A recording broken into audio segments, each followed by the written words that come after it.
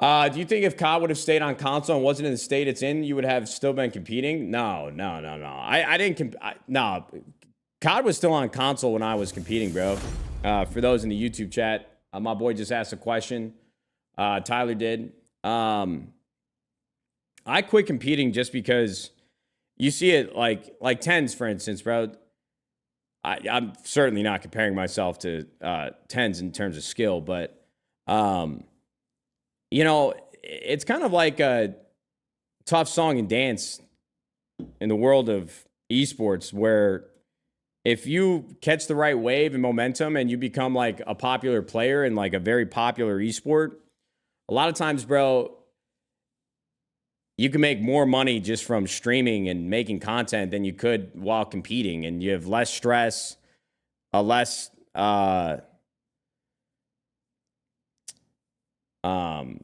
oh my God, a less stressful schedule, bro. Like I could just sit here and stream and have fun and enjoy myself rather than trying to fucking scrim 8-12 hours a day. And it just makes more sense, bro. So it is what it is, man. I miss competing from time to time, but now that I'm at this point in my life, bro, 32, like I've cherished those years of competing, but I'm definitely doing what's right for me now. Content full-time just makes a little bit more sense.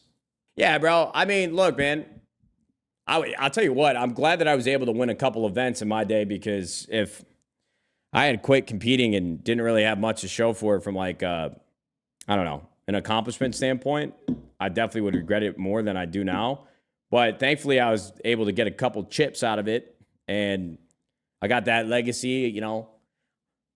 I actually, you know, I think it's funny, bro. If I ever have a boy, a son, and he grows up and wants to play video games a little bit, it will be kind of cool to flex on him. Like, hey, you see this shit? You see this little belt buckle, this gold medal I got here? Let's watch the whole fucking tournament from start to finish. We're going to do it again. But Dad, we've already done that 8 times this year. We're doing it again. He's 12 and smoking your shit? Nah, hell no, bro. Listen, man, I hope my children are better than me in every fucking way possible, except video games, dude. That ain't gonna happen, bro. I ain't giving that one up. Son, this is when Neslo 1v2'd me and Uncle Scump. Yeah, that one. Hey, that one wasn't my fault, bro. That was on Seth. No cap. I said I had bomb check. I still remember that situation to this day, bro. I'm playing bottom stairs on Sovereign. Everything in my body wanted to tell myself to run away and take a route, bro. Go around, but Neslo iced up, bro. Thank God we won that match. Clay with the Bulldog went crazy the next round. I can't tell if Hydra is gassing you when he talks about your 2 KD X games or if he's making fun of you for bringing it up a lot. I think it's a combination of both. Probably more making fun of me than anything. I'm actually hyped that me and Paco have been able to play on stream together. You know, I had a thought for a split second when I was in the bathroom yesterday when we were in that 5-stack with Hydra, Skies, Standy, and Ninja. I thought to myself, I'm like, damn, this is pretty cool, bro. The last couple days when I saw Hydra on Val and I asked him to play, he was super down, bro. Like, he was about it right away. And then it dawned on me, I'm like, yo, you think he feels obligated to say yes to playing with me now that he's a part of our team? I'm like, does he actually fuck with me, or does he feel like he's got to do that? What do you guys think? Because what I was just about to say is that I feel, yo, it's been a lot of fun because I played with Paco. I played with Paco a couple times before he signed 100 Thieves, but I couldn't get a read on the fucking guy. Like, we didn't really exchange many words. It was like me playing with Dashy in a 5-stack. And I asked him a couple questions, and he didn't really say much to me. We didn't know each other well, so I'm like, man, this guy's hard to read, bro. But now that he's been on the team for a couple weeks and we played Val together, like, we got a nice little duality, bro. We're talking shit to each other, fucking banter. It's great. So I get some giggles out of him, a couple laughs here and there. It's great. Yo, Eden Ass, thank you so much for the 5 gifted, bro. I'm 32 years old. I'm streaming video games live on the internet every morning, and I just thanked Eden Ass for 5 gifted subs, bro. What a life we live, gentlemen. Garby, thank you very much for the prime, brother. Afro Kyle, once again, thanks for the 2 months. Yo, Lil Dirk with the 2 months. Morning, Nade. New to Val on PC and PC in general. Any tips to improve and get better? Man, Joe Rogan, you might not know this about me, but I suck ass. I can't play this game for shit, bro. You don't want tips from me, man. Point blank, period. Man, it sucks, bro. I literally get this question every day, like at least 25, 30, 50 times a day. Hand to God. Look, bro, really the only way to get better at keyboard, mouse, and Valorant is really just to start playing it and don't look back. I know that sounds faded, like caveman advice, just play the game. Just play the game, bro. But the only way that I was able to get better at keyboard mouse was by just jumping in and playing.